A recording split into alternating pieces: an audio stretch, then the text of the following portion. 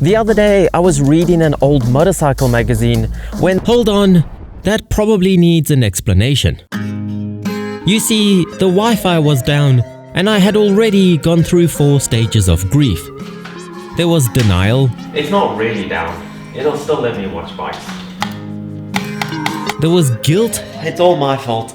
I should never have watched the Hayabusa video. There was anger. How am I supposed to watch MotoGP now? And then there was depression. This is just like the time I rode a scooter.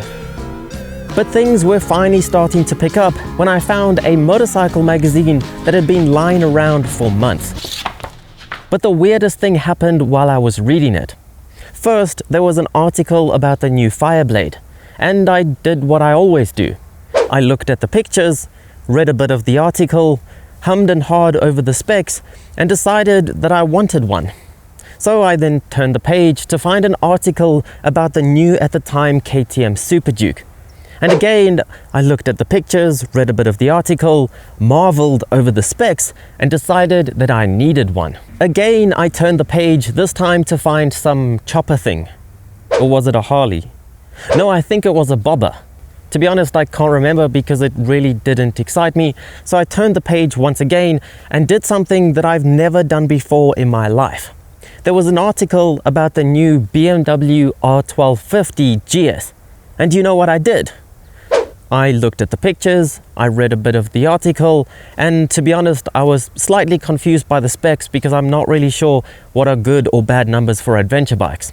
But the point is that I actually took an interest in an adventure bike for the first time ever. Normally, I would have treated an article about an adventure bike exactly like the one about the bobber. Just flicked past it and forgot about what bike it was even for. And this made me stop and think about how my perception of different motorbikes has actually changed over the years. I grew up around sport bikes and got my own sport bike as soon as I possibly could. I was the type of person to question why people rode adventure bikes when they could have a sport bike instead. I just didn't understand them at all. The furthest I've ever strayed from sport bikes was owning an MT-09, which is still a pretty sporty bike, even if it is a naked. And most of the time I had it, I just missed sport bikes.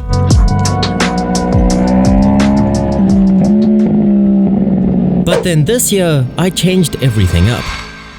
I sold my MT-09 and bought a dirt bike, something completely different to what I had ridden the previous 5 years. And then a month later, I bought a KTM 390 Duke in addition to the dirt bike.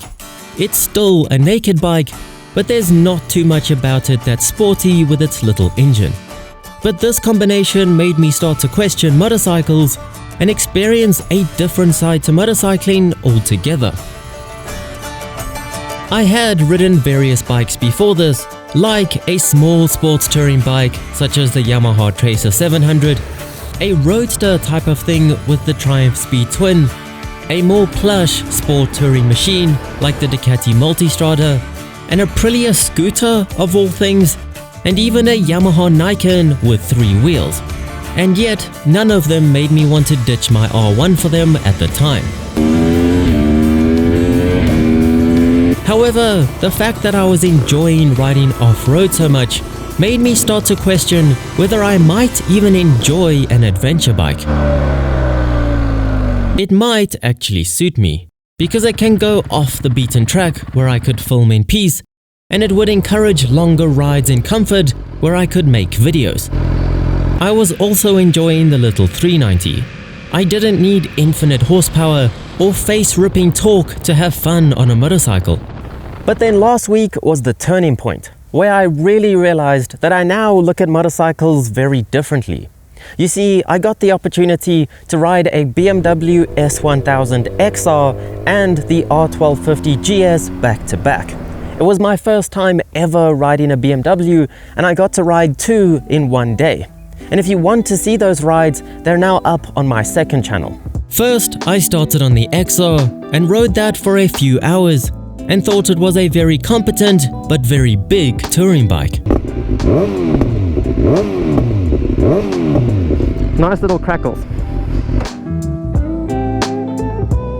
So it is a very big bike. The handlebars are very wide, and if you ride it slowly, it feels like a touring bike. It just feels very smooth. Then I jumped on the GS to film a video and really noticed how different an adventure bike would be with its soft, wobbly suspension. I have to say, if I wanted to go on a 6-hour ride right now, this is the bike I would take, which you probably expect. But to be honest, the thing I want to do with it most of all is just take it off-road, because it has enduro mode. It's essentially just a big dirt bike. After that, I got to jump back on the XR, and that was when I really felt the difference and figured out what sport touring actually means. After the GS, the XR felt sharp and the suspension felt comparable to that of a sport bike. It has the beautifully smooth engine from BMW Superbike, but is still upright and keeps the wind out of your face. And ever since, I've pretty much been lusting after one. We're gonna park it here, have one last look at it, because it is a pretty good looking bike. So I'm definitely not saying that I'm over sport bikes. The thumbnail was just clickbait. I will have plenty more of them in my lifetime, but it is a lot more fun to be passionate about all bikes and to properly understand them. Or maybe I'm just finally growing up, because I will admit that I hurt my back trying to get onto the GS while swinging my leg over the camera. It turns you into an old man in a matter of minutes. I'm gonna attempt to get on it even though it's taller than me. Oh, it doesn't weigh as much as I suspected, trying to pull it up. I love being able to flick through a magazine, or more realistically YouTube when the Wi-Fi is up, and wanting to watch videos about dirt bikes, super bikes, sport tourers, or even adventure bikes. Because my passion for motorcycles has never been so strong or so diverse. So maybe you've had this experience already, but this channel is all about my experiences with motorcycles, so I wanted to share it with you guys. But anyway, don't forget the pleasantries, click the like button if you enjoyed this video, subscribe for more diverse motorcycle content, and I'll see you on the next ride.